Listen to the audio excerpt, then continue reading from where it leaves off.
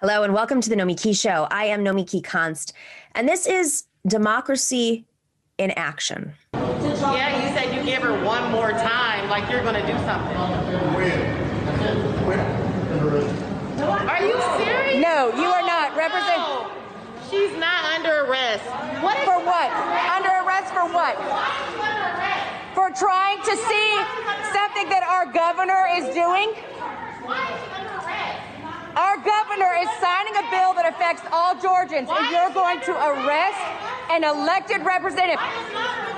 Why does the governor have more power than a representative? Why are you arresting Why are you arresting her? That's what I'm asking. Stop arresting her. Why are you arresting Why? her? Why are you arresting her? Cite the violation. Cite the code. What is she in violation of? I want you to cite the code. Cite the code. Cite it. What are you? Cite the code. Cite the code. Cite the code. Why are you arresting her? Under what? Under what? Ma'am, back up.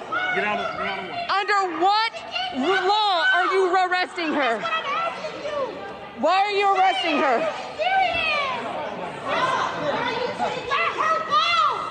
Why are you arresting her? Tell us now. Why are you arresting her? Cite it. Give me a reason why you are arresting her. That woman knocking on the governor's door, she's my new hero, Georgia State Representative Park Cannon.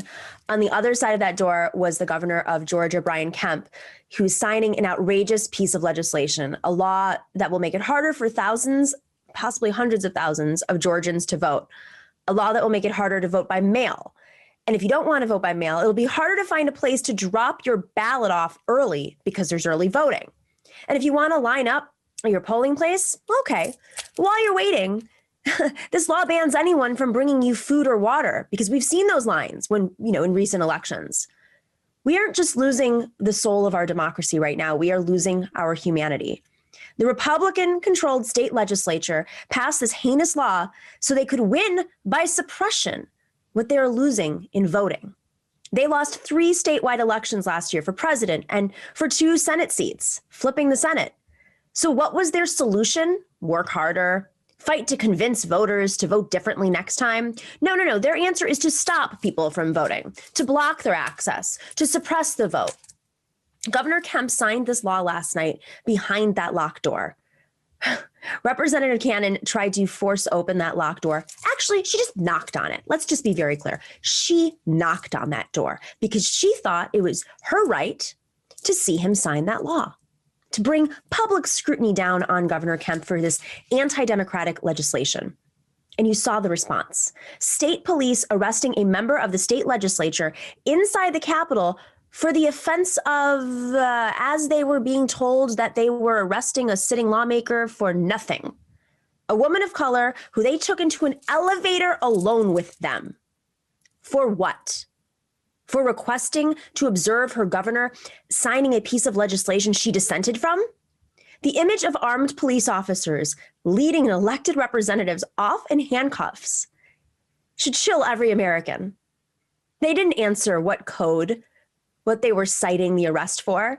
The fact that these police were being used to protect the governor from advocates, from his colleagues, for the right to vote should shame us all.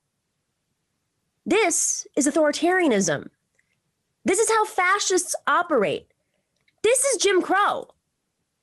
The good news is our country still has a semblance of a rule of law, and voting rights advocates, they sued within hours to block this legislation by Governor Kemp and the Republican legislature. I spoke to one of those. She was fired up and preparing to intervene in every state where Republicans try to undo the power of voters by blocking them from voting.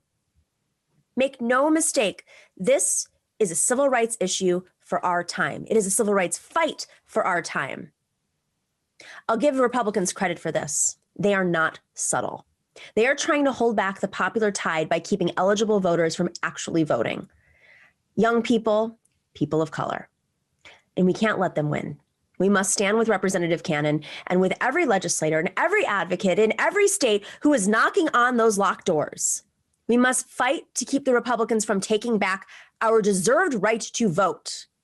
And we must demand that Governor Kemp apologize publicly That was an embarrassment for his state. It's an embarrassment for the officers. It was an embarrassment for our democracy. We have a great show for you today. It's Femme Friday. Esperanza Fonseca, organizer extraordinaire, is here with Suling Brown. First time on the show, old friend. And when we come back from this brief break, we will be talking to Professor Suyapa Portillo Vieira, who's here to talk about working class resistance in Honduras. Specifically, there are attacks against women happening through the legislature that are shocking. You're really going to be blown away. Doors. We must taking back our deserved right to vote. And we must Kemp apologize publicly for his state. It's an embarrassment for the officers. It was an embarrassment for. We have a great show for you today. It's Femme Friday. Esperanza Fonseca, Suling Brown. First time on the show. From this brief break, we will be talking with Portillo Vieira.